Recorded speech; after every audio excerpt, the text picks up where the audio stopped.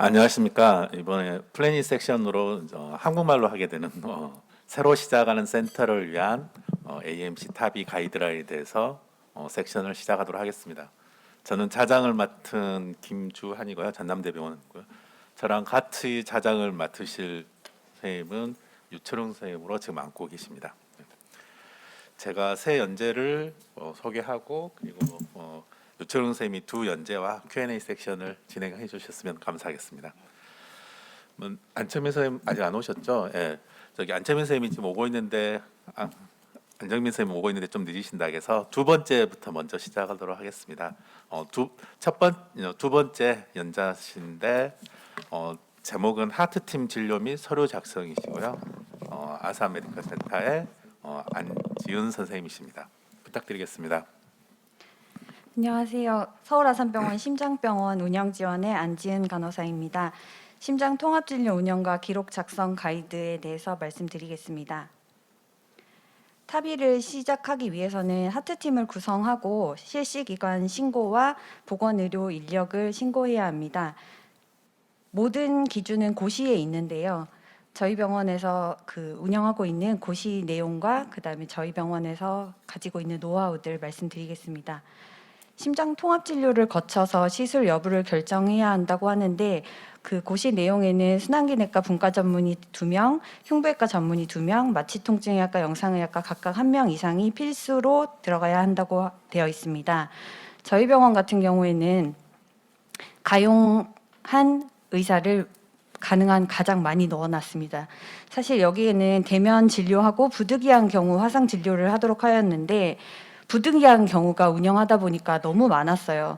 학회를 가신다든지 응급수술이나 시술이 있다든지 휴가가 있다든지 해서 흉부외과 2명 중에 1명이 빠지는 경우가 너무 많더라고요. 그래서 저희는 이제 가능한 의사들을 많이 배정을 해 두었고 그래서 인터벤션 선생님 4명, 에코 선생님 2명, 흉부외과 선생님 6명 그리고 마취과 영상의학과는 협의진료가 가능하기 때문에 각각 2명 백업 의사 1명 정도만 두었습니다. 이렇게 준비가 되면은 탑이라는 특수 운영을 한다는 현황 신고를 해야 하는데요. 1년에 2번 기회가 있습니다. 상반기, 하반기 2번의 기회가 있고 지금 준비하시는 센터에서는 12월에 준비를 하셔서 신고를 하시게 되면은 다음 연도 1월부터 12월까지 1년간 시술을 하실 수 있게 되고 연간 실적은 수술 10개, 그다음 테바 또는 에바 10개, PCI 10개, 100개 그래서 1년간 시술을 하실 수 있게 됩니다. 기간은 인정기간이 1년이기 때문에 갱신도 마찬가지로 1년 단위로 시행해야 합니다. 그럼 이런 특수 운영 병동을 신고를 했을 때 그에 종사하는 인력도 신고를 해야 하는데 인력 신고는 마취과 영상의학과는 빼고 순환기내과랑 흉부외과만 신고를 하게 되어 있습니다. 그래서 5년 이상 진료 경험이 있는 의사들로 신고를 하면 되고요. 근데 만약에 내일 만약에 선생님이 학회를 가셔서 오늘 참석을 못 한다는 통보를 바로 전날에 했다. 근데 가용할 수 있는 인력이 있는 것으로 확인이 됐어요.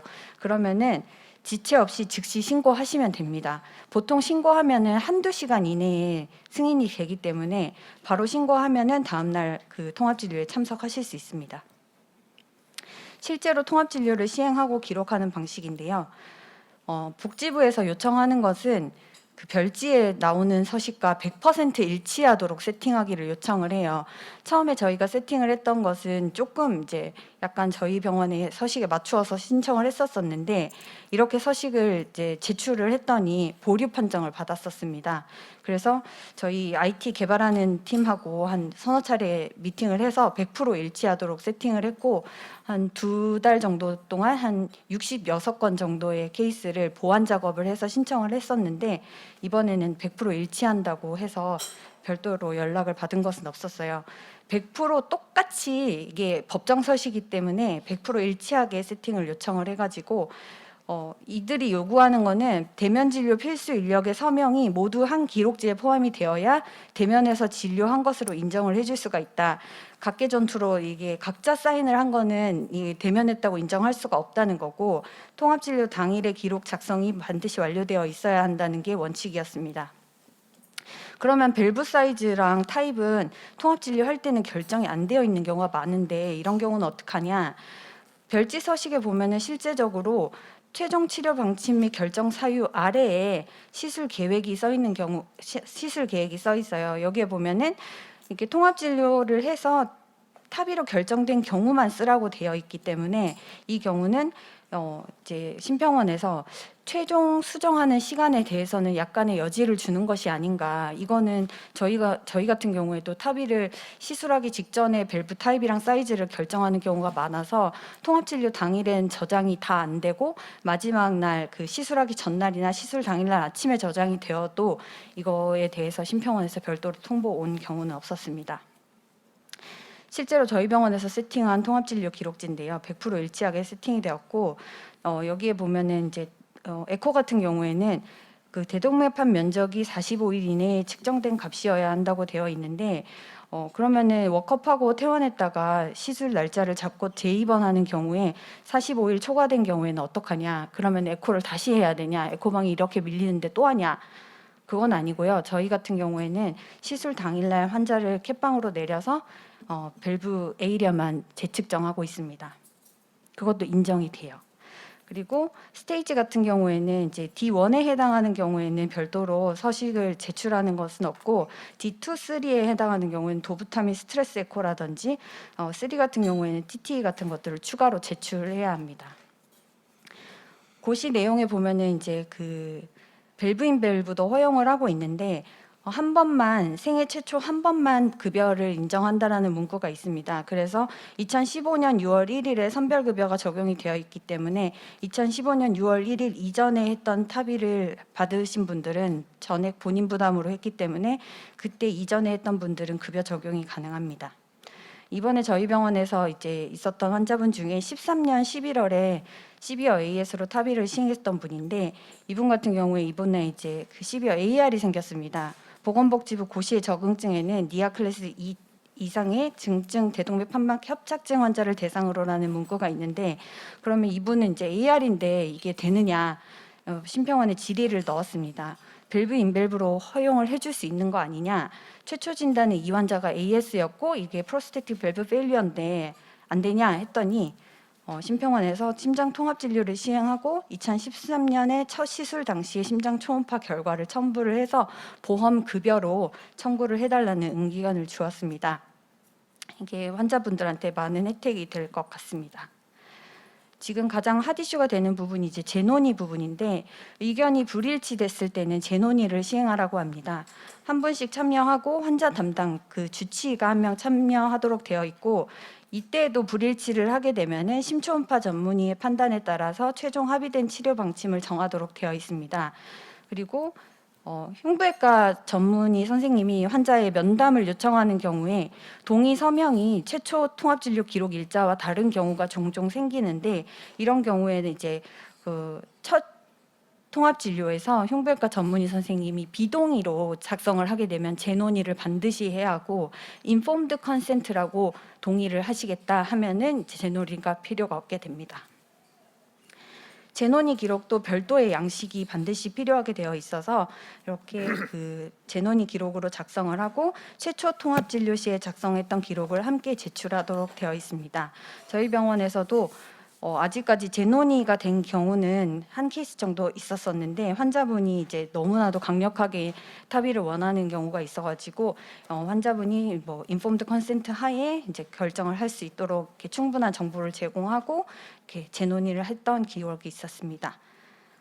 실제로 운영하다 보면은 이제 그 복지부나 심평원에서 말하는 것은 이상적인 통합진료 운영 방식이고 저희는 이제 임상 현장에서 일을 하다 보니까 현실적인 방식을 택할 수밖에 없는데 가용할 수 있는 많은 인원을 통합진료 팀에 구성을 하고 저희가 이제 백업을 많으면 많을수록 운영하기가 수월해지더라고요. 그래서 흉부외과 선생님이나 인터벤션하는 선생님들을 많이 이제 백업 인력으로 많이 두시는 게 운영하시는 데 많은 도움이 될 것 같습니다.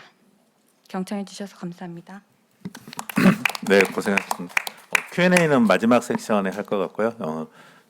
첫 번째 연자를 소개하도록 하겠습니다. TB 시술을 위한 CT 평가고요. 네, 안정민 선생님이 해주시겠습니다. 네, 소개 감사합니다. 타비 시술을 위한 CT 평가는 이제 대부분의 병원에서 이제 타비 시술을 시작하게 되면은 그 CT 메저먼트는 대부분 컴퍼니 메저먼트가 제공되기 때문에 그 외에 제공된 컴퍼니 메저먼트에 대해서 어떻게 인터프리테이션이 필요한지에 대해서 말씀드리도록 하겠습니다. 원래 20년 된 타비 시술은 처음에 이런 식으로 시작했지만 현재는 거의 스탠다드 트리트먼트가 되어 있고 타비 트라이얼에서 보면은 많은 트라이얼이 있은 다음부터 현재는 메타 분석에서도 수술보다는 훨씬 더 좋은 것으로 되어 있어서 커런트 스테이터스는 가이드라인에서 보면은 거의 1A 인디케이션을 받고 있습니다. ESC 가이드라인도 마찬가지고요. 그래서 최근에는 보면 서지컬 리스크나 라이프 세이빙한 프로시저에서 이게 오히려 더 나이나 이렇게 피저빌리티가 더 중요하게 되었고, 그리고 과거에는 이제 누가 타비할지가 중요한데 이제 앞으로는 누가 수술할지가 중요한 시대가 되었습니다. 이게 누가 수술할지 중요한 걸 따지기 위해서는 이제 CT가 중요한 툴이 되겠습니다. 특히 5월부터 이제 급여화가 되었고 여기에 대한 내용은 아마 말씀을 갖다 드렸을 것으로 생각됩니다. 우리가 현재 사용하고 있는 타비 디바이스는 두 가지입니다. 사피엔 3 볼륨 익스펜더블 디바이스가 있고 에볼루트 R 셀프 익스펜더블 디바이스가 있습니다. 최근에 조금 더 업그레이드된 타비 디바이스가 외국에서는 사용되고 있지만 현재까지는 저희가 사용하는 것은 사피엔 3, 에볼루트 R 프로 이렇게 두 가지가 크게 있습니다. 한 개는 볼륨 익스펜더블이고 한 개는 셀프 익스펜더블이고 이렇게 사피엔 밸브는 이런 식으로 볼륨을 갖다 인플레이션해서 이렇게 늘어나게 됩니다. 그리고 볼륨 익스펜더블 밸브인 에볼루트 R은 천천히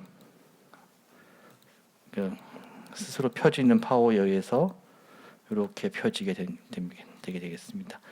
그래서 처음 하시는 분들은 이제 특히 페리페랄 갖다 많이 하신 분들은 에볼루트 R이 아울틱 그래프트 같은 것을 했을 때 비슷한 시스템이기 때문에 오히려 더 이렇게 편히 느껴질 수 있고 볼륨 익스텐더 디바이스는 코로너리 인터벤션과 오히려 더 많이 비슷할 수 있을 것 같습니다. CT를 통해서 우리가 알아야 될 것은 이제 아울틱 루트의 아나토미, 디바이스 사이징 실렉션, 코로너리, 페리페랄, 플로로스코피 프로젝션 등을 갖다가 알 수가 있는데 이거를 알아야 될 이유가 이걸 알아야 될 이유는 그 각각에 대해서 시술의 성공의 컴플리케이션과 시술 성공 여부가 결정되기 때문입니다. CT는 다음과 같이 3매니저 프로그램을 이용해서 분석이 가능할 텐데 이런 분석 내용은 에드워드사나 매트릭사나 다음과 같은 이렇게 커먼한 레포트 폼으로 아마 제공될 것입니다.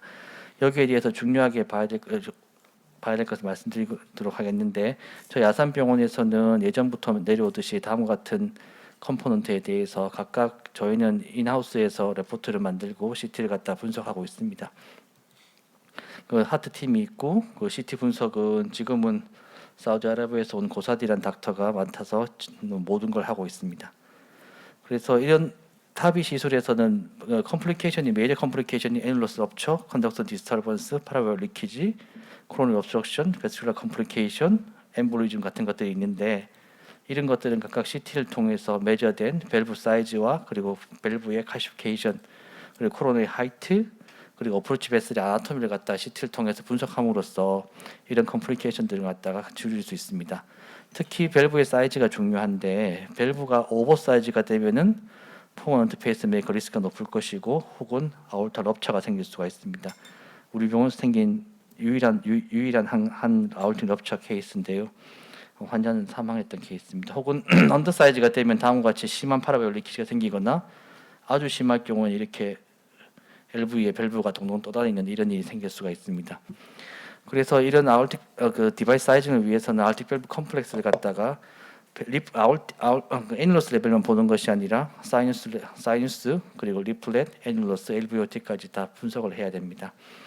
근데 여기서 중요한 거는 사피엔 3하고 에볼루트 R은 말씀드렸다시피 볼륨 익스펜더블 디바이스고 셀프 익스펜더블 디바이스이기 때문에 볼륨 익스펜더블 디바이스는 이렇게 에어리어를 통해서 디바이스 사이즈를 실렉션하고 셀프 익스펜더블 디바이스는 페리미터를 통해서 이렇게 디바이스를 갖다 실렉션하게 됩니다. 왜냐하면 이렇게 보면은 볼륨 익스펜더블 디바이스는 동그랗게 펴지기 때문에 에어리어가 더 중요하고 셀프 익스펜더블 디바이스는 이렇게 동그란 모양이 아니라 엘립티컬한 모양을 펴지기 때문에 페리미터가 그 디바이스 셀렉션에 더 중요한 것으로 알려져 있습니다. 이게 사피엔 3나 에볼루트 R이나 이렇게 같이 컴퍼니가 제공하는 사이징 차트가 있고 그 사피엔 3는 에어리어를 통해서 그리고 에볼루트 R은 페리미터를 통해서 적당한 밸브 사이즈를 셀렉션하면 되겠습니다. 보통은 그 사피엔 3의 경우에 보통 한 10% 오버사이징을 하게 되겠고 우리 아산병원에서는 그 칼시피케이션 볼륨에 따라서 시비어 칼시피케이션이 있거나 혹은 바이커스피드 있거나 LVOT가 작을 경우에는 오버사이징을 더 적게 하고 있습니다. 그래서 다음과 같이 볼륨을 갖다가 언더필하거나 오버필을 해서 사이징을 조금 더 잘 선택할 수가 있습니다. 최근에 그 강의를 들어보니까 그 사피엔 3 그리고 사피엔 울트라 그 다음이 X4라는 새로운 블루딩 스펜더블 디바이스가 지금 미국에서는 그 스터디용으로 사용되고 있던데 거기서는 조금 더 조금 더 세분화된 사이즈 셀렉션 알고리즘이 있는 것 같습니다. 그래서 다 보면 사피엔 26을 갖다가 9% 오버사이징을 해서 이렇게 보면은 좀 피부엘이 생길 수가 있는데 포스트 딜을 해가지고 한 18% 오버사이징을 했더니 괜찮은 것을 볼 수 있고 그 에볼루트 R은 보통은 한 20% 정도의 페리미터 오버사이징을 갖다가 계획하고 있고 페리미터를 통해서 23, 26, 29, 34까지 이렇게 사이즈를 갖다 셀렉션할 수 있습니다. 그리고 에볼루트 R은 다음과 같이 리캡처가 있어서 조금 더 사이즈 임플란테이션에 훨씬 더 수월한 면이 있습니다. 하지만 오버사이징을 갖다 많이 하면 할수록 피부에는 줄어들지만 그 엔도스 업체 리스크가 증가하게 되는데 크게 두 가지 20% 이상의 오버사이즈와 LVOT 옵스트럭션이 있을 경우에 엔도스 업체 리스크가 증가한 것으로 되어 있고 보통 두 개 다 동시에 있을 때 엔도스 업체의 리스크가 높아진다고 되어 있습니다. 한 가지만 그 LVOT에 LVOT 가시피케이션이 없는데 20% 이상은 대부분 세이프하고 그 LVOT 가시피케이션이 있을 경우에는 20% 미만의 그 오버사이즈를 하게 되면은 보통 세이프한 것으로 되어 있습니다. 에놀로스 업체 케이스는 저희가 사피엔을 29mm 넣었었는데 18% 오버사이징 했었는데 18% 오버사이징이어서 OCC를 갖다 언더필 했는데도 불구하고 이렇게 여기 스물스물 세고 환자는 그 수술을 그 자리에서 했는데 안타깝게 그 사망한 경우가 있었습니다. 보면 제일 중요한 게 이런 경우입니다. LVOT에 칼시피케이션이 있을 경우에 이 LVOT 칼시피케이션이 이렇게 칼처럼 이렇게 마이오카디움을 찢어내므로써 그 아울틴 생길 수가 있어서 LVOT 칼시피케이션이 있을 때는 오버사이즈를 갖다가 훨씬 덜 해야 됩니다. 하지만 이게 디바이스에 따라서 럽처 리스크가 다른데 코어 밸브는 럽처 리스크가 매우 낮아서 시비어 칼시피케이션이 있을 경우에는 코어 밸브 셀프 익스펜더블 디바이스를 사용하는 것이 훨씬 더 안전한 것으로 되어 있고 그것을 위해서는 이제 칼시피케이션을 갖다 매저해야 되는데 우리 3맨지오에서는 하우스필드 유닛 850을 갖다 기준으로 해서 다음과 같이 칼시피케이션 볼륨을 갖다가 매저하는 것을 제공하고 있습니다. 또 하나 중요한 건 코로니 하이트고 코로니 하이트가 충분히 높으면은 코로니 옵스트럭션 리스크는 거의 없습니다. 하지만 코로니 옵스트럭션이 발생한다고 하면은 발생 확률은 0.66 퍼스트 제너레이션 디바이스에서 발생한 확률인데 그 발생하면 사망률이 50% 정도 되기 때문에 그 매우 중요한 컴플리케이션이고 다음과 같이 벌키한 칼시피케이션이 시술 후에 LVOT를 갖다 막는 경우가 대부분입니다. 그래서 아울틱 루트의 시나리오를 갖다 잘 알아야 되는데 아울틱과 코로너리 하이트가 적어도 12 근데 저희가 해보면 한 10 이상이면 전혀 문제가 없는 것 같습니다. 코로너리 하이트가 10 그리고 사이너스 발설바가 30 이상이라면 매우 안전한 코로너리 하이트가 되겠고 그리고 제일 나쁜 경우는 코로너리 사이너스 발설바가 매우 내로하고 하이트가 10보다 작은 경우가 가장 높은 코로너리 옵스트럭션 리스크가 있는 경우입니다. 코로너리 하이트가 낮다 하더라도 사이너스가 매우 넓으면은 코로너리 옵스트럭션 리스크는 매우 낮은 것으로 되어 있고 코로너리 하이트가 10이고 왼쪽은 10이고 오른쪽은 7.8이지만 오른쪽의 경우에는 사이너스가 매우 넓어서 오히려 왼쪽인 경우보다 코로너리 옵스트럭션 리스크가 낮은 것을 갖다가 볼 수가 있습니다. 그리고 또 한 가지는 에볼루트 R 시스템은 여기 임플란테이션 하고 난 다음에 이쪽에 스페이스가 더 많아서 코로너리 옵스트럭션 리스크가 사피엔 3보다 조금 더 낮은 것을 볼 수 있고 그래서 이런 걸 잘 평가해서 만약에 벌키한 칼시피케이션이 있고 코로너리 옵스트럭션 리스크가 높다고 하면은 셀프 익스펜더블 디바이스가 볼륨 익스펜더블 디바이스보다 훨씬 더 안전한 것으로 되어 있습니다. 그리고 페모럴 아터리도 잘 분석을 해야 되는데 페모럴 아터리를 통해서 엔지오그램 없이도 그 리스크를 평가할 수 있고 그 NCT를 통해서 페모럴 아터리의 장경을 볼 수 있는데요. 그래서 코어 밸브는 그 5mm 이너시스를 사용한다면은 그 페모럴 어프로치 사이트가 5mm 이상이면은 가능하고 사피엔3는 5.5mm 이상이면은 페모럴 어프로치가 가능한 것으로 되어 있습니다. 또한 펑처 사이트 잘 봐야 되는데 저희는 지금 소노 가이드 펑처를 갖다 거의 100% 하고 있습니다. 그래서 칼시피케이션이 이렇게 앞쪽에 있다면은 피해서 그 펑처를 하는 것이 훨씬 안전합니다. 왜냐하면은 칼슘이 있는데 펑처를 하게 되면은 이게 지혈이 안 되고 다이섹션 등의 컴플리케이션의 리스크가 높아지고 있습니다. 그래서 시비어 페리페럴 베스큘러 디시즈가 있을 경우에는 본론을 하고 인터벤션 한 다음에 디바이스를 갖다 딜리버리 할 수 있는데 그렇지 않다면은 난페모럴 어프로치를 할 수도 있고 트랜스 에이피칼, 트랜스 아올틱 어프로치가 있습니다. 이럴 경우에는 CT를 봐서 트랜스 아올틱 어프로치를 위해서는 어센팅 아올타에 아테로스클레로시스가 매우 적어야 되고 또 하나 트랜스 에이펙컬 어프로치를 위해서는 에이펙스가 잘 체스트 월에 잘 붙어 있는 경우를 실렉션해야 됩니다. 다음과 같이 왼쪽일 경우에는 에이펙스가 체스트 월에 잘 붙어 있기 때문에 굿 케이스고 오른쪽일 경우에는 좀 어려운 케이스가 되겠습니다. 그리고 플로로스코픽 앵귤레이션도 CT를 통해서 프리딕션 할 수 있고 그래서 컨트라스트 사용을 갖다 미니마이즈 하면서 그 임플란테이션 앵글을 갖다가 저희가 정할 수 있게 되겠습니다. 아울타그램을 갖다가 3커스 뷰를 갖다 만드는 게 중요한데 3커스 뷰를 만들기 전에 그 CT를 통해서 충분히 프리딕션을 할 수가 있습니다. 이상이 제가 말씀드린 CT 다 분석입니다. 감사합니다. 네, 좋은 강의 감사드립니다. 네. 세 번째는 탑일 위한 시술실 준비고요. 노진석 선생님이 소개해 주시겠습니다. 네, 소개 감사합니다. 저는 서울 아산병원 심혈관 중기에서 근무하는 방사선사 노진석입니다. 네, 룸 셋업에 대해서 말씀드릴 텐데요. 저희는 하이브리드에서 사고 있고 이렇게 시암 장비를 환자의 이 왼쪽 포지션에서 위치시킵니다. 그래야지만 이렇게 초음파를 볼 수 있는 공간과 앞쪽에 이제 마취과 선생님들이 준비하는 이 공간이 확보가 많이 되고요. 뒤쪽에 이제 밸브를 준비하는 이 테이블을 준비하고 있습니다. 사진과 같은 이런 위치고요. 예. 앞쪽에 이렇게 마취과 쪽에도 이제 엑스레이 프로텍션 월을 이렇게 준비해주고 있습니다. 저희는 거의 99% 맥마취를 하고 있기 때문에 컨시어스 세데이션이라 환자가 어느 순간에도 항상 팔다리를 움직일 수 있습니다. 그렇기 때문에 팔다리 억제대를 반드시 이렇게 해줘야 되고요. DP 패치도 항상 시술 전에 부착하고 있습니다. 저희가 한번 이제 다리 억제대를 제대로 안 묶었을 때 환자가 이렇게 순간 다리를 구부리면서 밸브가 이렇게 아래쪽으로 밀려 내려간 적이 있습니다. 이렇게 이런 상황에서 절대 이런 상황이 되지 않도록 억제대를 강하게 묶어야 되고 당연히 이 환자를 저희가 좀 끌어올려서 안전하게 시술을 마칠 수 있었습니다. 시술상 준비도 항상 이렇게 완벽하게 준비를 해야 되고요. 뒤쪽 밸브상도 이렇게 사이즈에 맞게 저희가 제작해서 사용하고 있습니다. 에코 장비는 저희가 최근 한 2, 3년 전에 이제 모바일 에코로 이제 바꿨는데요. 모바일 에코를 씀으로써 TTT뿐만 아니라 아이스도 가능하고 좀 전에 말씀하신 리니어 프로를 통해서 소노 가이드 펑처도 하고 있습니다. 시술을 위한 모니터 세팅인데요. 이렇게 이 큰 모니터 안에 엔지오 레퍼런스 그리고 에코 이미지 그리고 이제 프레셔를 그레디언트를 잴 수 있는 우리 헤모다이닉 맥랩 장비, 마취과가 보는 페이션트 모니터 그리고 CT를 분석한 CT 파인딩을 이렇게 항상 시술 때 보여줄 수 있도록 하고 있습니다. 그리고 소너 가이드 펑처할 때도 이 화면을 왼쪽으로 위치시켜서 시술 펑처하기 편하게 이렇게 세팅해지고 있고요.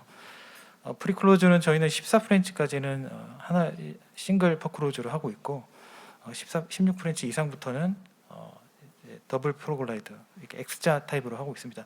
혹시나 이제 하나 써서 좀 우징이 있다고 그러면 혹시나 피모시를 더 사용하는 방법도 있습니다. 디퓨전이 발생할 수 있기 때문에 PCC 키트는 반드시 준비하고요.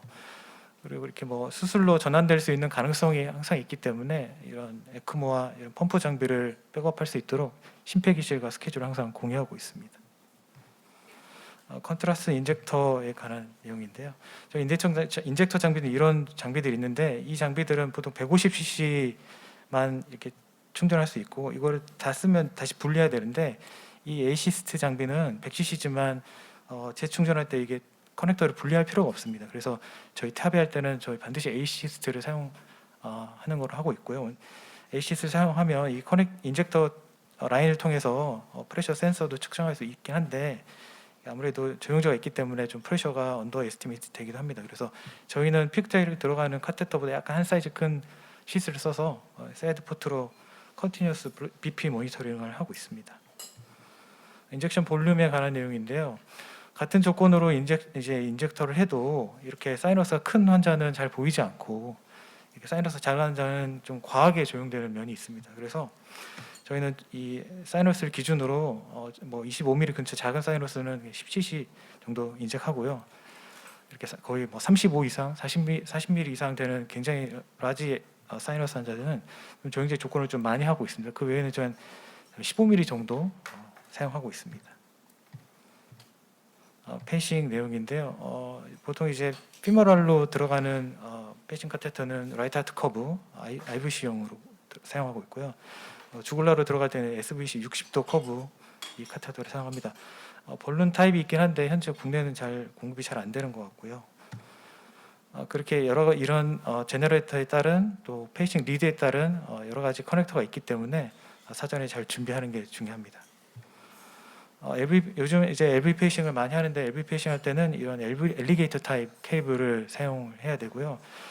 제너레이터 세팅은 아웃풋을 맥시멈으로 하고 센스는 미니멈 혹은 에이싱크로 세팅해서 사용해야 됩니다. 레피드 페이싱은 150에서 20회 정도 하면 되고요. 시스터 BP가 50mm 머큐리 이하, 펄스 프레셔가 10mm 이하로 돼야 되고 반드시 원투원 캡처를 해야 됩니다. 때에 따라서 환자에 따라서 뭐 180이 다 안 들어가는 투투원 캡처가 될 때도 있는데 그때는 레이트를 낮춰서 하면 되고 여기 에드워드 준비 문서에 보면 레피드 페이서와 백업 페이서 요거 두 개를 준비하라고 되어 있습니다. 그래서 저희는 항상 할 때 이렇게 레피드용에 맞춰서 레이트를 맞추고 백업용으로 맞춰서 저기 레피드가 끝나면 바로 분리하는 게 아니라 바로 이게 백업으로 연결해 준 다음에 만약 환자 셀프가 있다면 다시 또 백업도 분리를 해줍니다. 그리고 이렇게 뒤쪽에 페이싱을 하는 사람 위치는 이와 같이 이쪽에 위치하는데요. 보통 여기 서 있으면 볼 수 있는 거는 이제 오퍼레이터랑 어시스트밖에 바로 볼 수 있는 게 없습니다. 그래서 지금 뭐 어떻게 페이싱이 들어가는지 프로세스가 어떻게 진행되는지 잘 모르기 때문에 저희는 이쪽에서 위치하는 사람들을 위해서도 항상 이렇게 바이탈 모니터, 이 플로로 모니터를 배치하고 있고요. 때에 따라서는 환경이 안 되면 모바일 모니터까지 이렇게 환경을 세팅하고 있습니다. 백업 페이싱 항상 빠지지 않게 잘 고정해 나가야 되고요. 저희가 예전에 병원에 문제가 생겼던 적이 있었는데 이 페이싱 제너레이터가 그냥 로우 배터리로 그냥 꺼진 적이 있어서 환자 안전사고가 발생한 적이 있었습니다. 그래서 그 이후에 이렇게 배터리 잔량 표시가 있는 제너레이터 전량 교체를 해서 사용하고 있습니다. 사용되는 와이어와 벌룬들을 살펴볼 텐데요. 엘브리 통과하는 와이어는 뭐 테르모 와이어부터 테프론 소프트, 테프론 스팁 이렇게 있는데요. 저희는 이렇게 주로 테프론 소프트와 런더캐스트 링 스트레이트라는 테프론 스팁 와이어를 주로 사용하고 있습니다. 테르모는 와이어가 엘브를 통과하더라도 가끔 뭐 AL1 카테터라든지 그런 카테터가 엘브를 백업이 좀 안 좋아서 못 들어갈 수 있기 때문에 좀 긴 와이어를 사용해서 카테터를 교체 가능하도록 사용하고 있습니다. LV에 들어가서 사용하는 이제 카테터를 딜리버리를 지지해주는 카테터 와이어인데요. 이렇게 이쪽으로 갈수록 좀 스팁 하는데 주로 이제 프리쉐입 와이어를 많이 저희 사파리 와이어를 가장 많이 사용하고 있습니다. 때에 따라서는 뭐 굉장히 에어터가 톨처스하거나 그런 경우에 이 런더키스트 와이어도 사용하는 경우가 있습니다. JT 와이어는 이렇게 U-쉐입으로 만들어줘야 되기 때문에 이렇게 환자 사이즈에 맞는 프리쉐입 커브 와이어를 사용하는 게 좋습니다. 주로 엑스트라 스몰을 가장 많이 사용하고 있고요. 과거에는 에드워드 S3까지는 그 벌룬 프리다일레이션 벌룬 키트들이 들어 있었는데 울트라로 바뀌면서 이제 이런 벌룬을 제공하지 않습니다. 그렇기 때문에 항상 이렇게 지메드 벌룬, 프리 포스트 다일레이션 지메드 벌룬을 항상 준비해야 되고요. 이 지메드는 압력에 대한 사이징 차트가 제공되고 있기 때문에 필요하면 이거에 맞춰서 인플레이션 하면 됩니다.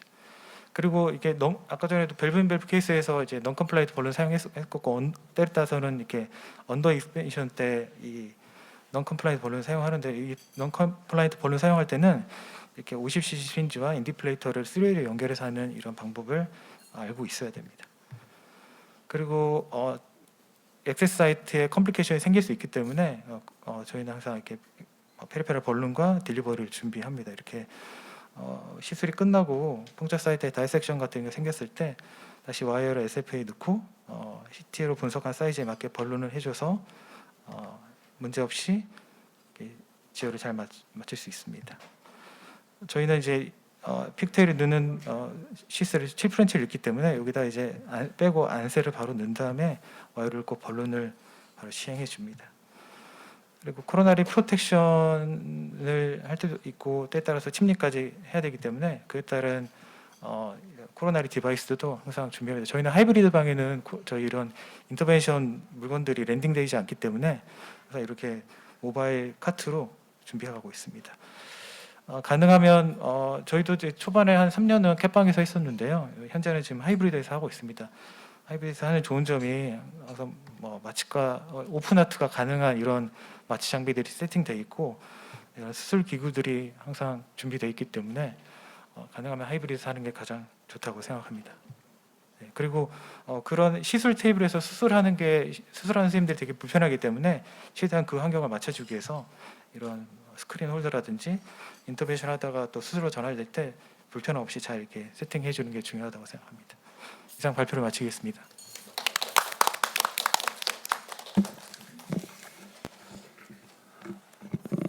네, 다음 두 연재는 제가 소개를 해드리겠습니다.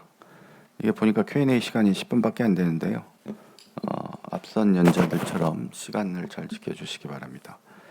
타비를 위한 타비 마취 어떻게 준비해야 하나요? 김주희 선생님께서 강의해 주시겠습니다. 네, 안녕하세요. 네, 저는 서울 아산병원 심혈관지용실의 김주희 간호사입니다. 타비 마취 어떻게 준비해야 하나요?라고 제목을 받았는데 오늘 이 시간에는 저는 그 세데이션 타비를 위한 노하우를 공유하는 그런 내용으로 발표를 하겠습니다. 그 타비는 지금까지 거의 대부분 병원들 제너럴이나 맥을 통해서 시술을 하고 있을 텐데 오늘 드리고자 하는 말씀은 그 미니멀 인베이시브한 타비를 위해서 세데이션 타비 하는 그 노하우를 말씀드리려고 합니다. 세데이션 타비는 감각, 자극에 대한 반응이 있고 자바로흡이 환자가 유지되는 상태에서 미니멀하게 프로시저럴 세데이션을 하고 그다음에 이 모든 과정에서 환자의 상태 모니터링은 캐스룸에 있는 장비를 이용해서 모니터링을 하는 것을 말합니다. 캐스룸에서 이제 환자분을 재우는 거는 마취의 백업은 없고 캐스룸 널스에서 투약이 이루어지고 그다음에 꼭 ICU로 나가는 것이 아니라 회복실로 퇴실 또 24시간에서 48시간 이내에 퇴원을 고려하고 약물은 사실은 뭐 지속 주입까지는 하지 않아도 된다라는 그런 내용을 말씀드릴 수 있을 것 같고요. 트랜스페모럴 어프로치하는 타비가 가능하고 그다음에 센트럴 라인이나 폴릭 카테타나 에일 라인 등의 그런 인베이시브한 라인은 유지하지 않고 페리페럴 IV를 통해서 약물을 쓸 수 있습니다. 회복실에서 가능한 한 빠른 시간 안에 라인 제거하고 그다음에 페모럴 지혈이 끝나면 얼리 앰뷸레이션 또는 오랄 인테이크를 빨리 시행함으로써 환자분이 일상으로 회복을 빨리 돌아갈 수 있도록 돕는 이 포스트 케어까지 미니멀 인베이시브한 세더티브 타비의 개념으로 생각할 수 있을 것 같습니다. 2016년에서 2019년 TVT 레지스트리 12만 명의 환자들의 어떤 컨셔스 세데이션 비율을 보면은 33%에서 64%까지 점차 증가하는 추세이고 이 중에는 대부분 환자를 다 제너럴로 하는 병원들도 있지만 91%의 환자에서 컨셔스 세데이션 타비를 하는 병원들도 있습니다. 아산병원은 아마 그보다 더 비율이 높을 걸로 생각이 됩니다. 그러면 어떤 환자가 세데이션 타비에 적합할 것인가 좀 고민해 보실 수 있을 것 같은데요. 제가 여러 병원을 여쭤봤을 때 거의 100% 환자를 세데이션 타비를 하는 병원들도 있고 올 들어 환자가 케이스가 증가하면서 한 80% 정도에서 세데이션 타비를 시행하는 병원도 있는데 저희는 시행한 지 얼마 안 돼서 첫 번째로 고려하는 거는 페모럴 아테리가 어프로치가 적합한지, 두 번째는 프리벌룬이 필요하지 않은 환자 이렇게 선정을 하고 있습니다. 참고하시도록 말씀드리고 싶은 거는 그 3M 타바 프로세스를 운영하는 밴쿠버의 세인트 폴 병원은 프리스크리닝의 어떤 여러 가지 항목들을 운영을 하고 있는데요. 제가 말씀드린 것처럼 바스큘러 컨선이 없는지, 그다음에 아나토미칼리 그 하이리스크는 아닌지, 그다음에 TE가 필요한 환자인지, 그다음에 EF 30% 이상의 BMI는 35 미만인지, 그다음에 전도장애는 위험성은 없는 환자인지, 그다음에 환자분이 그 컨셔스 세데이션을 할 수 있도록 미니멀 세데이션을 할 수 있는 똑바로 누워 있을 수 있고 의사소통이 가능하고, 그다음에 액티브하게 그 데일리 리빙이 6가지에서 5가지 이상이 셀프로 할 수 있는지 뭐 이런 것들을 고려해서 환자를 선정하고 있습니다. 그래서 이렇게 선정된 세데이션 탑의를 위한 환자가 선정이 되면은 프리 또 인트라 프로시저럴, 포스트 프로시저럴 고려하고 또 준비해야 되는 사항들이 있을 것 같은데요. 세데이션 탑의를 한다고 해서 프로시저가 다를 건 없을 것 같고, 세데이션이 한 카테고리가 될 것 같습니다. 세데이션 프리로 준비할 거, 세데이션 중간에 환자 모니터링하고 기록하는 거, 세데이션 후에 챙겨야 하는 것들에 대해서 말씀드리겠습니다. 진정치료는 그 의료기관 평가 인증원에서 수술 및 마취 진정 관리 평가 기준을 제시하고 있으며, 이거는 아마 병원마다 다 가이드라인이 있을 걸로 생각이 되고, 그 기준에 맞춰서 탑의 환자를 보시면 된다고 생각합니다. 그래서 세데이션 탑의 프로시저럴로 챙겨야 되는 거는 각 병원마다 그 진정전 평가지 항목이 있을 건데요. 진정전 평가지를 작성을 하고 과거력 확인하시고, 그다음에 우리가 환자분 세데이션 했다가 제너럴로 넘어가야 되는 상황이 있을 수 있기 때문에 기도 상태 평가, 상기도 평가 이런 것들 뭐 이렇게 되게 디폴트로 들어가 있지만 중요하게 보셔야 되는 거라고 생각을 하고, 그다음에 진정 동의서 필요하고, 그다음에 수술장에서 마취과에 의해서 하는 탑의가 아니기 때문에 예방적 항생제는 검사실에서 따로 챙기셔야 될 것 같고요. 그다음에 세데이션 약물 준비하고, 검사실 준비는 아주 당연한 얘기겠지만 제세 동기 즉시 사용할 수 있도록 준비하고, 그다음에 저희 심혈관 지원실 같은 경우는 IV 라인 2개 확보해서 한쪽은 진정 라인 약물을 쓰고, 또 하나 약물은 그 혈압이 떨어졌을 때 바이탈 백업하는 용으로 IV 라인 2개 유지하고 있고요. 그다음에 엠부 마스크백, 산소 공급 장비 유지하고 석션 바로 쓸 수 있도록 준비하는 것이 중요할 것 같습니다. 오늘 여기서 또 제일 중요하게 말씀드리고 싶은 거는 그 진정 시행자가 시술을 하시거나 다른 업무로 환자를 모니터링 할 수 없는 경우에는 환자가 세데이션된 상태를 꾸준히 모니터링 할 수 있는 전문 1인을 둬야 하기 때문에, 기존의 캐스랩에서 만약에 뭐 PCI 하는 인력이 탑의를 한다고 하시면 플러스 1의 인력이 환자를 세데이션 상태를 모니터링 하는 것이 중요할 거로 생각합니다. 세데이션 약제를 잠시 말씀드리면, 세데이션 약제의 카테고리는 진정 최면, 항불안제, 기억상실, 진통 요 정도의 카테고리로 나눌 수 있을 것 같고, 진정 최면은 주로 다이아제팜이나 미다졸람, 프로포폴, 그다음에 덱스메데토미딘 해서 뭐 프리스테덱스나 덱스메딘 이런 약물 쓸 수 있겠고요. 항불안제는 다이아제팜, 미다졸람 이렇게 쓰고 있고, 기억상실도 미다졸람으로 이제 환자분이 그 불필요한 시술에 대한 안 좋은 기억을 가지지 않도록 도와주고 있고, 진통제로는 이제 마약성 진통제로 펜타닐이나 레미펜타닐 이렇게 쓰고 있습니다. 이렇게 준비된 상태에서 프로시저를 시작을 하면은 맥렛 장비를 이용해서 환자분 모니터링 연결을 하고, 아까 우리 노진석 선생님 말씀하신 것처럼 움직임을 최소화하기 위해서 팔다리 고정하는 굉장히 중요한 일인 것 같고요. 그다음에 세데이션 약물을 투여하고, 아산병원 같은 경우는 나잘프롱이나 그 산소 마스크를 통해서 시술 시작하면서 산소 공급을 하고 있습니다. 진정 치료 중에 환자 평가 및 모니터링 AMC 진정 치료에 관한 규정에 의해서 말씀을 드리면, 바이탈 모니터링 꾸준히 해야 하고, 진정 치료 시작 전에 기록하고, 진정제 투여 후 15분 이내에 환자 상태를 기록을 하고, 요 상태는 15분 이내 간격으로 시술 내내 기록이 되어야 됩니다. 그 AMC의 진정 치료 관한 규정의 모니터링 지침을 보면은 육안으로 관찰되는 흉부 함몰이나 그런거림, 호흡 잡음이 심한 경우, 세츄레이션이 약제 투여 전보다 수치가 5 이상 감소한 경우에는 검사 및 시술을 중단하고 먼저 환자를 살피도록 되어 있고, 섬액을 동반한 세츄레이션이 저하가 되거나 자극의 반응을 보이지 않는 무호흡 청색증, 그다음에 민 프레셔가 60 미만 또는 시술 프레셔 80 미만인 경우에는 CPCR을 고려하라고 가이드라인에 제시하고 있습니다. 그래서 그 타비시의 마취과에서 이렇게 세팅해서 보는 그 파라미터들인데요. 요것들이 다 없다고 해서 우리가 세데이션 타비를 못하는 건 아니라고 생각을 하고 맥랩 장비를 이용해서 충분히 세데이션 타비를 시행할 수 있다고 생각합니다. 세데이션 타빗이 사용하는 그 약물의 레지멘이나 환자를 보는 방법의 그 몇 가지 병원들의 예시를 좀 들어드리고 싶은데요. A병원 같은 경우는 포폴하고 펜타닐을 스탯으로 중간에 그 밸브 딜리버리하는 쉬스 넣을 때 그때 보통 한 번 정도 쓰신다고 하고요.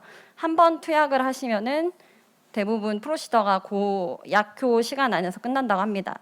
이게 만약에 세컨 도즈가 필요할 때는 첫 도즈의 3분의 1, 그다음에 서드 도즈가 필요할 때는 첫 도즈의 5분의 1 용량으로 약을 투약을 하고 있고요.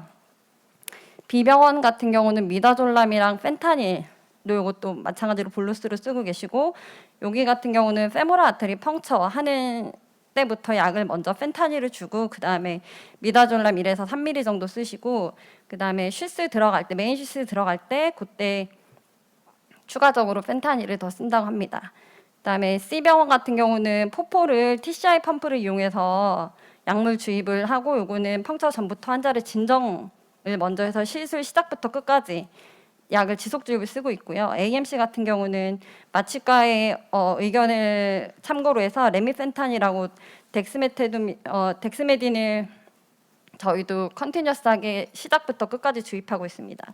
요런 이 시술은 모두 다 맥랩 장비 이용해서 환자 상태를 파악하고 더 추가적인 인베이시브한 장비는 쓰지 않고 있습니다. 그다음에 혈압이 떨어질 때를 대비해서 위에 3개의 병원은 보통 그 놀핀을 미리 믹스해서 환자분 IV 사이트에 미리 준비를 해서 바로 주입 가능하도록 준비를 해 두시는 편이고 아산병원 같은 경우는 에페드린 5에서 10mg 정도 스탯으로 쓸 수 있도록 준비하고 있습니다. 이런 세데이션을 하게 되면 컴플리케이션이 이렇게 좌측과 같은 컴플리케이션이 있을 수 있는데요. 요거는 기본적인 ABC 체크를 하면서 환자를 보시는 것이 중요할 것 같습니다.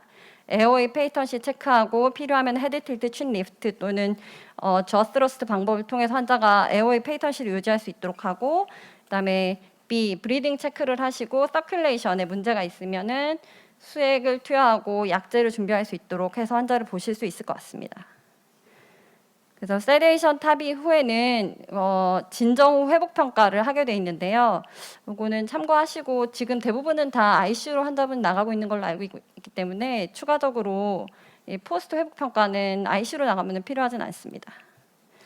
아산병원 같은 경우는 지금 일부 스크린된 환자에서 회복실에서 병동으로 회복실에서 한두 시간 정도 모니터하고 병동으로 바로 이송하는 기준을 적용하고 있는데 시술 전에는 환자가 80세 미만이면서 이코그 퍼포먼스 스퀘어 2점 이하인 경우 그다음에 스트로크, ICH 및 디멘치아 과거력이 없는 경우 김주희 선생님 정리 좀 해주시기 네, 바랍니다. 알겠습니다. 그래서 이렇게 회복실에서 병동으로 올라가는 기준이 있어서 이걸 적용해 볼 수 있을 것 같고요.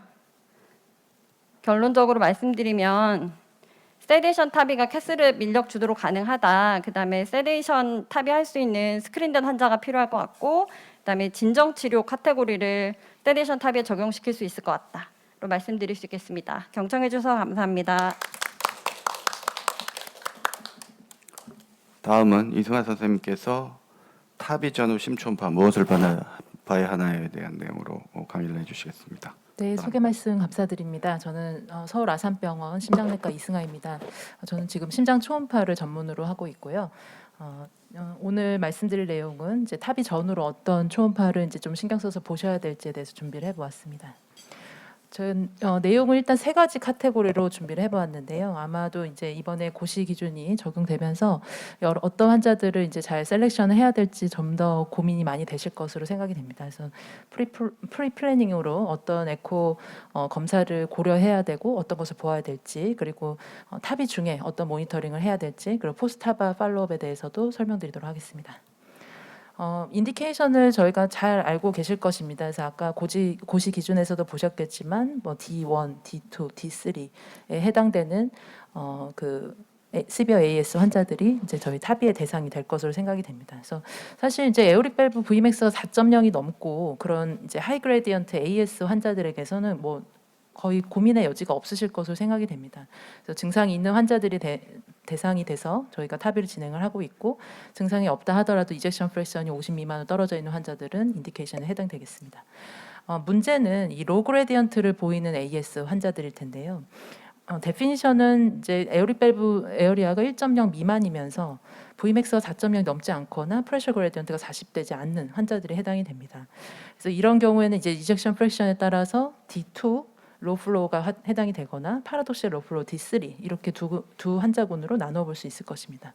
사실 로플로 로그레디언트 CVAS 환자분들은 대부분 센터에서 이제 도브타민 스트레스 에코를 고려를 하실 것입니다. 그래서 이 환자 같은 경우도 이젝션 프레션이 20% 이렇게 굉장히 떨어져 있고 에어리 밸브 Vmax가 3.4로 이게 높게 측정되지 않았던 환자인데 저희가 도브타민을 투약을 하면서 프레셔 그레디언트도 올라가고 그리고 에어리아가 1 미만으로 유지되는 것을 확인해서 트루 시비어 AS를 이제 판단했던 케이스입니다.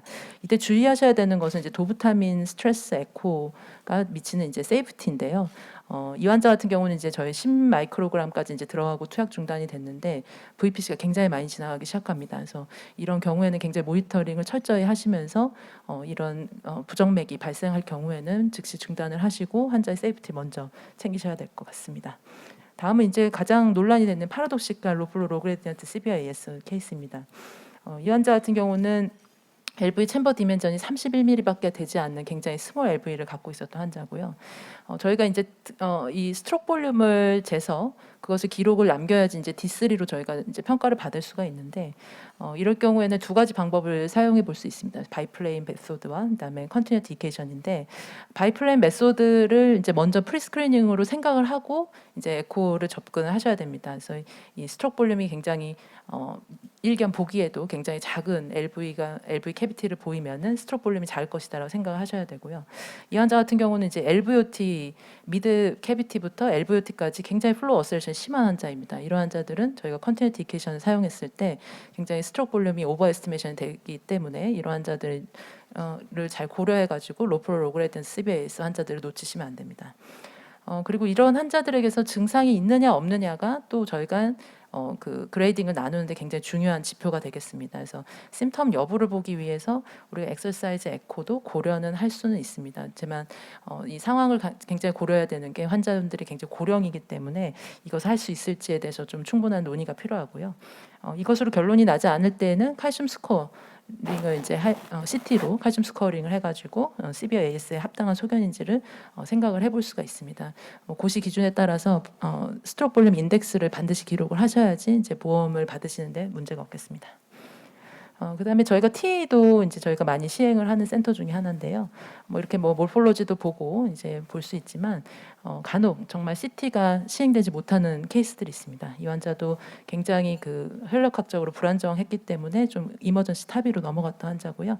이 환자들은 이렇게 저희가 3D 이미지를 찍어가지고 3D 리컨스트럭션 하게 되면은 애뉴러스 사이즈와 LVOT 사이즈 그다음에 뭐 사이너스 사이즈를 이렇게 정확하게 측정을 할 수가 있습니다. 이것을 바탕으로 저희가 사이징 했었는데 한 케이스를 제외하고는 지금껏은 어떤 컴플리케이션을 유발하지 않았던 걸로 봐서 꽤 숙련된 에코카디오그래퍼가 시행을 한다면은 꽤 믿을 만한 지표가 될 수 있겠습니다.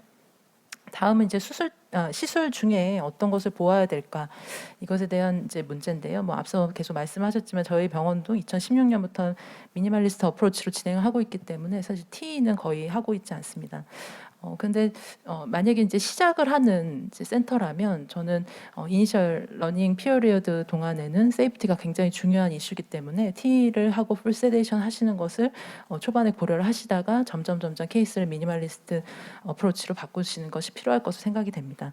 사실 이제 가장 이상적인 것은 TT로 보다가 뭔가 문제가 생기고 안 좋을 경우 그다음에 이게 판단이 되지 않을 경우에 이제 트랜스 에소파지알 에코카디오그래피로 이제 전환이 되는 건데요. 이것도 사실 말처럼 쉽지 않습니다. 이제 맥마취 정도 이상은 되고 있어야지만 뭐 즉시 TE 시행이 가능할 것이고요. 그리고 또 이제 마취과 백업이 충분히 된 상황이어서 인투베이션까지 다 된 상황에서 이제 TE를 볼 수 있기 때문에 TT를 이제 보시는 것이 굉장히 중요한 이슈가 될 수 있습니다. 근데 사실 이제 모든 병원에서 뭐 에코 이제 스페셜리스트가 와서 이제 보는 것이 굉장히 어렵기 때문에 베드사이드에서 보신다면 그 페리카르 이퓨전 여부를 굉장히 열심히 잘 보셔야 되고 리저널 월모션 앱노멀리티에 대해서도 잘 평가를 하셔야 될 것 같습니다.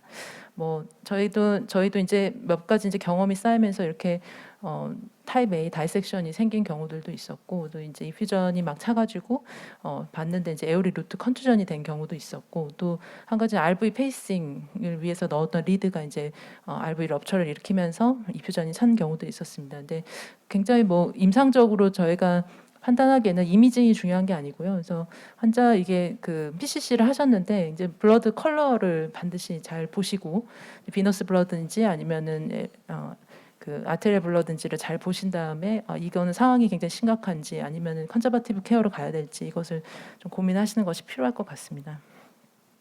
다음은 저희도 뭐 코로나리 obstruction 케이스가 있었는데 이 경우에 이제 T나 TT가 굉장히 중요한 역할을 할 수가 있습니다. 그래서 환자 같은 경우는 이제 obstruction이 발생하고 나서 이제 리저널 월모션 앱노멀리티가 생겼다가 이제 코로나리 아테리 이렇게 다시 지금 스탠팅을 한 이후에 이제 이렇게 컨트랙션이 회복된 것을 확인할 수 있었습니다. 그래서 T나 TT든 굉장히 프로시저의 컴플리케이션을 이렇게 감시하는 역할을 해야 된다. 그렇기 때문에 조금 더 숙련되신 분들이 잘 같이 참여를 해주시면 정말 좋을 것 같습니다. 그리고 이 케이스 같은 경우는 굉장히 헤비 칼시피케이션이 있었던 환자인데 이거는 이제 그 베드사이드에서 보신 겁니다. 이렇게 뭔가 이 임플란테이션이 다 되고 나서 LVOT 방향으로 굉장히 칼슘처럼 보이는 하얀 무언가가 굉장히 덜렁덜렁 거리는 것을 확인하여서 저희가 TE를 바로 시행했던 경우입니다. 그래서 이쪽이 지금 딥게스트릭 뷰로 봤기 때문에 이게 마이트럴 밸브고 여기 에오릭 밸브인데 저희가 탑 임플란테이션 한쪽 앞쪽으로 이렇게 헤비 칼시피케이션이 보이고 이 환자 같은 경우 굉장히 수술을 극구 원치 않았던 환자이기도 하고 굉장히 고령의 환자여가지고 저희가 이게 프레셔 그레디언트가 걸리지 않아가지고 그냥 지금은 가지고 계십니다. 그래서 잘 날아가지 않도록 기도를 하고 있고요. 그래서 프리 플래닝을 보였을 때 이제 LVOT 쪽으로 굉장히 칼슘이 많았던 경우에 이 환자가 그 타비 밸브가 펼쳐지면서 보시면 이 칼슘 프랙처가 발생하면서 일부 조직에 의해서 이렇게 지금 투앤프로 하고 있는 상황입니다. 그래서 이런 것들을 저희가 에코에서 잘 보셔야 되고요. 아마 제일 궁금하신 부분이 이 부분일 것 같습니다. 그래서 파라베뷸라 리키지를 어떻게 평가를 해야 되느냐. 사실 저희가 포스트 탑이 이제 에코를 보게 되면은 파라베뷸라 리키지 평가가 굉장히 쉽지 않습니다. 왜냐하면 이 홀을 따라서 오기 때문에 저희가 그냥 흔히 보는 LVOT 뷰에서 나오는 플로우를만 가지고는 이게 시비어리티를 잘 평가하기 어려운데 제가 말씀드릴 수 있는 팁은 일단 애뉴러스에서 25% 이상으로 이 파라베뷸라 리키지가 이렇게 맺힌다라고 했을 때는 이거는 모더레이트 이상에 해당이 됩니다. 그렇기 때문에 이 환자 같은 경우는 거의 한 3분의 1 그다음에 이쪽에도 일부 있어가지고 CBO로 평가를 했고 이렇게 잘 LVOT 쪽을 펴서 보게 되면은 굉장히 많은 양의 AR 플로우가 있는 것을 확인할 수 있습니다. 그리고 또 캣방에서는 또 AR 인덱스를 또 사용하시기 때문에 그 TT로 보시는 그 플로우와 그다음에 AR 인덱스를 잘 조합하셔가지고 그다음에 또 엔지오그램을 하셔가지고 AR 여부를 좀 평가하시고 포스트 벌로닝 여부를 결정하시면 되겠습니다. 그래서 뭐 컴플리케이션에 대해서 잘 숙지하고 이것을 에코에서 보실 것을 좀 고려를 하셔야 되고요. 다음 아주 짧게 포스트 평가에 대해서도 잠시 말씀드리겠습니다. 사실 EOA에 대한 평가가 가장 중요한데요. 우리 병원이고 우리나라에서 사용이 가능한 사피엔 3와 에볼루트 R 같은 경우 저희가 기대할 수 있는 EOA에 대해서 좀 알고 계시는 게 좋습니다. 그래서 저희 뭐 23에서 26mm 이런 것들 많이 들어가게 되는데 한 1.6 정도. 그다음에 여기는 조금 더 크게 EOA가 이제 확보가 되기 때문에 EOA에 대해서 그 에코방 선생님들과 잘 이야기하셔가지고 평가를 해야 되는데. 그러한 이유는 이제 밸뷸라 디스펑션이 이제 추후에 팔로우하면서 발생하게 되면은 이것을 평가하는 기준이 그 프레셔 그레디언트 10% 이상 증가했느냐, 그 EOA가 10% 이상 떨어졌느냐 이것이 굉장히 중요한 지표가 되겠습니다. 그렇기 때문에 밸뷸라 디스펑션을 잘 평가하기 위해서 시리얼하게 EOA를 평가하는 것이 굉장히 중요하겠습니다.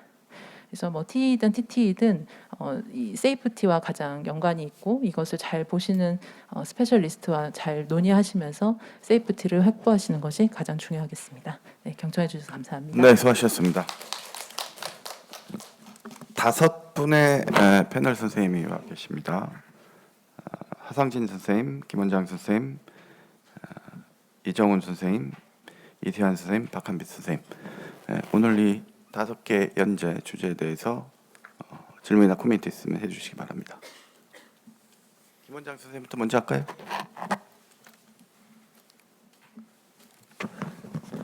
예, 저는 개인적으로 의사들이 발표하는 것보다 훨씬 우리 노진성 선생님 준비한 게 슬라이드가 너무 마음에 드는 것 같습니다. 그렇다고 질문은 이승환 쌤한테 하겠습니다. 요즘 그 EOA 이야기가 많이 나오는데요. 저거는 인덱스드 EOA를 제가 그 프록터링에 가 보니까 그 에코 장비를 포스트 프로세싱을 또 해야 한다고 하더라고요. 그래서 그 우리 그 가이드라인 나와 있는 인덱스드 EOA에 대해서 좀 코멘트를 좀 해주실까요? 네. 그냥 저 EOA 말고. 네. 예, 뭐 EOA 저희 컨티뉴티케이션으로 측정을 하고 있기 때문에 그다음에 이제 저희가 뭐 이 우리가 밸브 사이즈라든지 심장 사이즈를 저희가 인덱스화한다, 그러니까 BSA로 나누어 가지고 이제 계산을 한다라는 개념인데요. 사실 저희가 EOA 값으로 이제 ppm이라든지 뭐 밸브라 obstruction이라든지 이런 것들을 좀 평가하는 지표가 되는데 사실 이것의 이제 시작은 이 컷오프를 참 정하기가 어려운 부분에서 시작이 됩니다. 그래서 어떤 환자는 굉장히 EOA가 작은데도 별로 증상 없이 잘 지내기도 하고 또 EOA가 뭐 좀 이 증상과 좀 디스크레펀시 보이는 경우들이 있는데 그때 이제 인덱스화까지 해가지고 좀 적용하는 경우가 많고요. 근데 사실 저의 개인적인 경험으로는 이제 우리나라 사람들 그렇게 이 BSA의 베리에이션이 아주 크지 않기 때문에 굉장히 스몰 사이즈 할머니 굉장히 작고 키가 작고 이런 분들에 있어서는 인덱스드 EOA를 저희도 활용을 하고 있고 대부분은 이제 EOA 값을 비교하는 것을 이제 추천을 드리겠습니다. 사실 EOA 보는 게 결국은 ppm 문제랑 결부돼 있는데 이게 모든 데이터가 공통적으로 보여주는 거가 시비어 ppm만 클리니컬 아웃컴에 영향을 좀 미칠 수 있다라는 건데 실질적으로 보면 그런 시비어 ppm이 좀 자주 보이나요, 선생님 어떻게? 저희가 저는 개인적으로는 별로 안 보이는 것 같아서. 네, 그래서 저희가 사실 이제 탑의하고 나면 EOA가 굉장히 잘 확보가 되기 때문에 또 매저도 굉장히 잘하시는 것 같습니다. 그래서 확보는 잘 되는데 이제 밸브인 밸브 케이스에서는 EOA가 굉장히 작게 유지가 되고 하이 프레셔 그레디언트 보이는 경우들 꽤 있습니다. 그래서 그때는 이제 사실은 거의 수술을 잘 못할 상황이기 때문에 이제 밸브인 밸브로 들어오긴 하는데 그때 굉장히 그 안쪽에 CT 메저먼트를 굉장히 잘 하시고 그다음에 안쪽을 뭐 판누스 여부가 있는지 또 밸브 칼시피케이션 너무 심하고 이게 익스펜션이 안 되진 않을지 이런 것도 좀 고려하시는 게 필요하겠습니다. 네. 다른 연재에 대해서 질문이나 코멘트 좀 부탁드리겠습니다.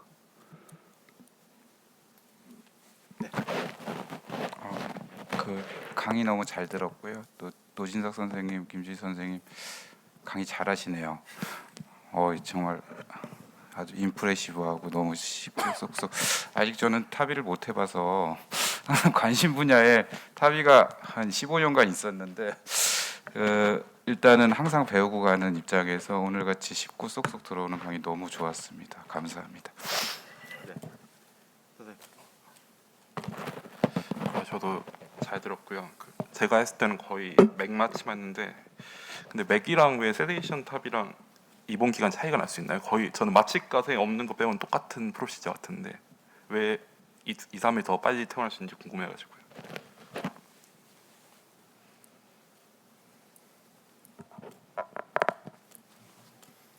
선생님 저희도 경험이 많지 않아서 정확한 답변을 드리기는 어려운데 일단 세데이션 타비는 그 와중에 좀 골라진 환자들 그러니까 위험성이 조금 덜한 환자들을 골라서 하고 있는 게 첫 번째 원인일 것 같고 저희가 그 밴쿠버의 3M 타바 그 프로그램을 일부 제한된 환자에서 좀 적용을 해본 적이 있는데 그 프로그램의 특징 중에 하나가 환자분을 시술 후에 회복 기간에 얼리 앰뷸레이션 시키고 예를 들면 ICU에서 지혈이 끝나면은 그 댕글링이라 그래서 좀 세워서 환자분이 그 머슬 스트렝스를 시켜보고 하는 것들이 제한된 환자였었지만 한 1.3일 정도 퇴원 기간을 앞당길 수 있었던 경험이 있거든요. 아마 그런 것들이 세데이션 타바에서는 환자분들 좀 일찍 퇴원시킬 수 있는 원인이 되지 않을까 싶습니다.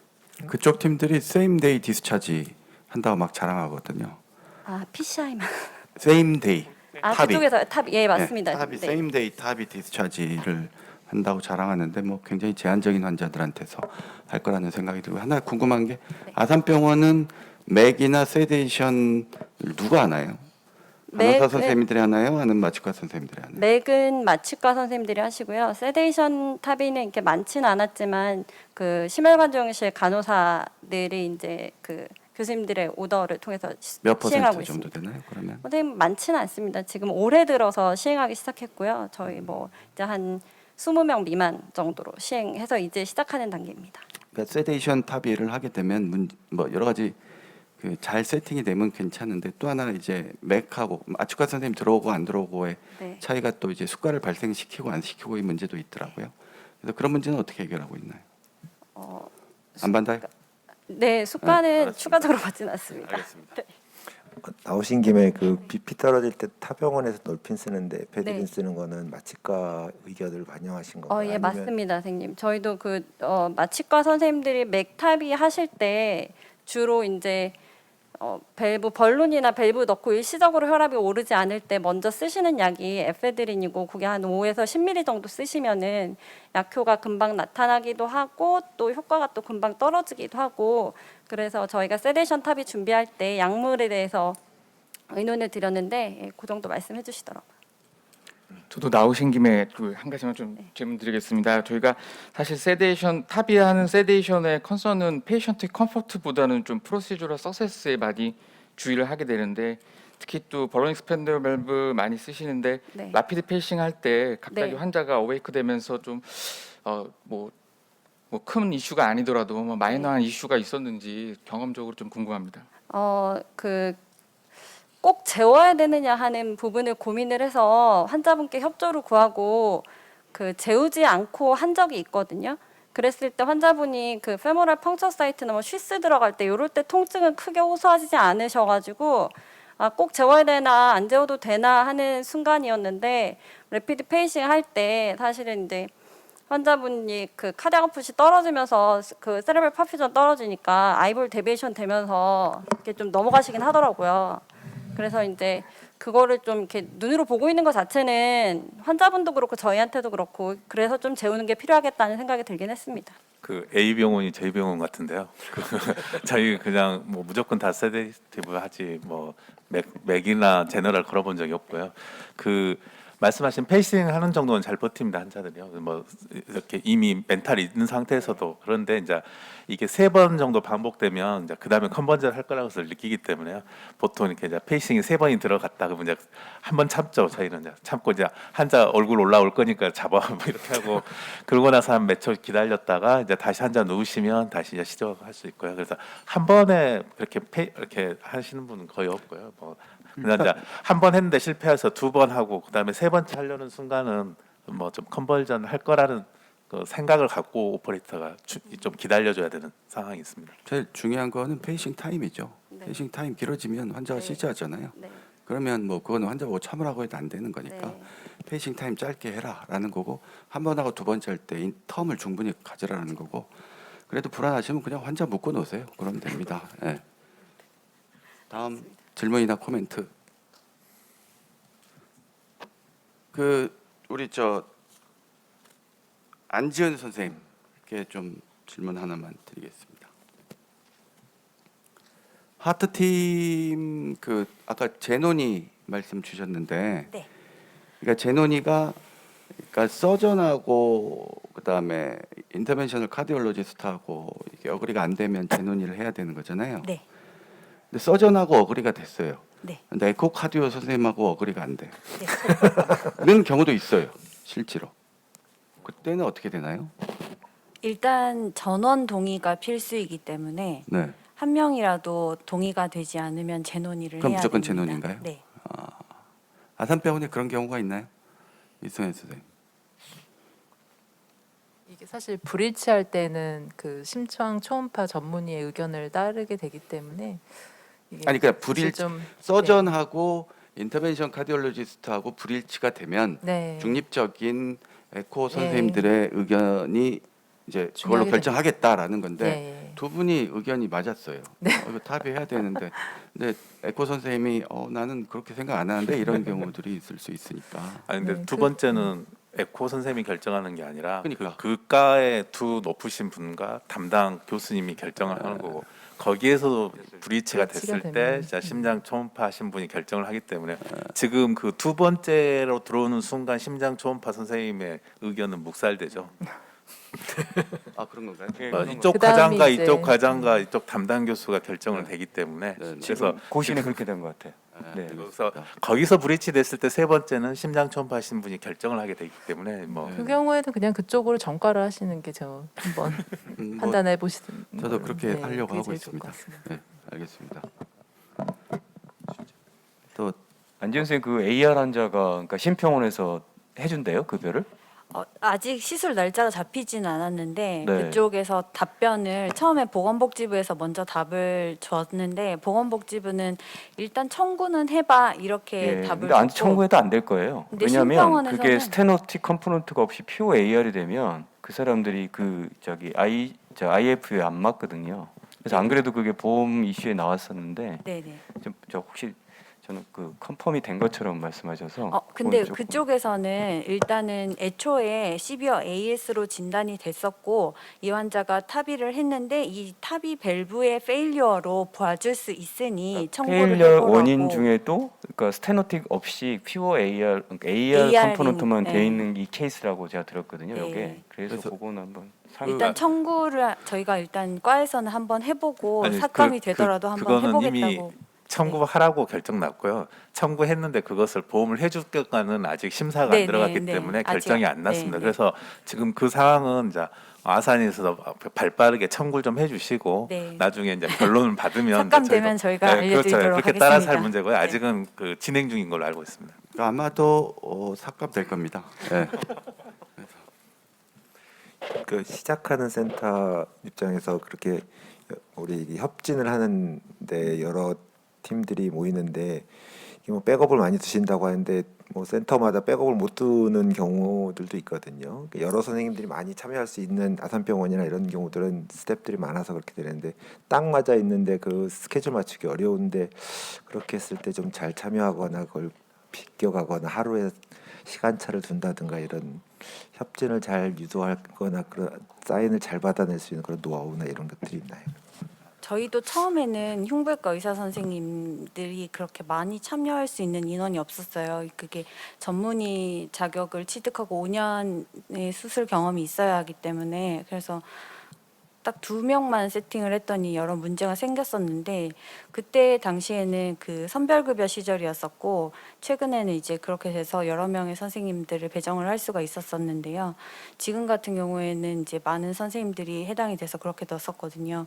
근데 만약에 이제 2명밖에 안 되는 기관이 분명히 있을 거라고 생각을 하고 근데 저희도 이제 안 되는 경우에는 어떻게 해야 되냐 심평원에다 질의를 했을 때 심평원에서는 과거에는 이제 유선이 가능하다고 답을 했었었는데 이번에는 이제 유선은 빠지고 화상이라는 단어가 들어가 있었어요. 그래서 화상은 어떻게 할 수 있냐 그랬더니 카카오톡 화상 통화도 가능하냐 그렇게 얘기를 했더니 그거 가능하다. 그 대신에 너네들이 기록을 잘 남기면 된다라고 얘기를 해서 가능하면은 영상 통화라도 하시고 캡처라도 남기시면 좋을 것 같습니다. 선생님, 아까 보면서 궁금한데 그게 다 온라인으로 들어가 있나요? 네. 그다음에 서명은 그러면 뭐 전자 서명으로 실시간으로 요즘은 이제 노트북 다 구비해서 실시간으로 그 자리에서 서명하고 OCS 내에 있는 전자 네, 서명을 네, 이용하는 거라서 네. 서명하는 시간은 완전히 다 뭐 한 몇 초 차이 나는 거. 전체가 완전히 기록이 됐고 IP까지도 저장이 되겠네요. 네, 네, 맞아요. 그러면 원에서 했는지 원에서 하는지까지 네. 다 결정나는 네, 네. 시스템이시겠네요. 네, 예. 네. 좀 이렇게 어렵게 시스템을 만드셔서 거의 근데 그들이 요구하는 것이 그렇게 되어 있고 실제로 저희가 한 60 몇 개가 보류 판정 한 20억 정도 되는 돈을 못 받고 있었었는데 그쪽에서 계속 이제 심사할 수 있게 자료를 빨리 내라 종용을 했었어요. 근데 그쪽에서 얘기하기로는 이제 강남 성모병원 예를 들면서 이제 거기가 이제 완전 100% 세팅을 했다. 그쪽에다 물어보고 어떻게 했는지 물어봐라. 계속 그렇게 얘기를 하더라고요. 그래서 저희는 이제 무조건 100% 일치하게 세팅을 하기 위해서 구현을 하려고 이제 노력을 했는데 이제 원칙을 준수하는 것밖에 답이 없겠다 해가지고 어쩔 수 없이 그냥 노트북 깔고 그냥 그 자리에서 다 사인하는 걸로 그렇게 했었습니다. 저희도 지금 그렇게 하고 있습니다. 근데 선생님 저기 법적으로 전자문서 해당되는 게 카톡이 안 되는데 저게 된다는 게 저게 그 톡을 그- 캡처해서 그건 의무 행위니까요. 기록으로. 사인만 하면 되는 거고 그 의무 나머지는 기록으로. 행위고요. 저희는 아직 전산을 못하고 종이로 하고 있어서 약간 좀 유도리 있게 사인하고 있는데요. 예.